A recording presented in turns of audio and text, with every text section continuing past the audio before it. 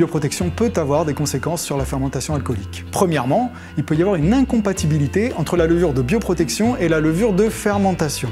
Vous savez que les Saccharomyces ne sont pas forcément toutes compatibles entre elles. C'est pour cette raison que nous déconseillons de relevurer après l'ajout d'une Saccharomyces en bioprotection. Le risque existe aussi lorsque nous utilisons une levure non Saccharomyces fermentaire en bioprotection. Que se passe-t-il concrètement? Cette levure bioprotectrice colonise le milieu au stade préfermentaire, puis elle peut se maintenir pendant tout ou partie de la fermentation. Elle coexiste alors avec la Saccharomyces. Dans certains de nos essais, Torula spora représente la moitié des levures présentes à mi-fermentation alcoolique. Et cette présence massive peut gêner la Saccharomyces, jusqu'à engendrer des ralentissements, voire des arrêts de fermentation. Donc la compatibilité des souches doit être vérifiée avant ou indiquée par le fabricant. En revanche, nous n'avons pas constaté d'incompatibilité entre les souches non Saccharomyces non fermentaires et les LSA.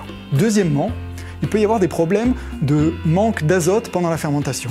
En effet, tout micro-organisme de bioprotection consomme une partie de l'azote disponible, plus ou moins selon ses capacités fermentaires et selon le stade où il est ajouté. Par exemple, Torula spora peut consommer jusqu'à 80 mg d'azote assimilable, ce qui peut engendrer une carence pour la Saccharomyces qui doit assurer la fermentation derrière. Vous pouvez anticiper ce risque en mesurant l'azote assimilable du mou et en prévoyant, si ce niveau est trop bas, de faire un ajout d'azote en début de fermentation.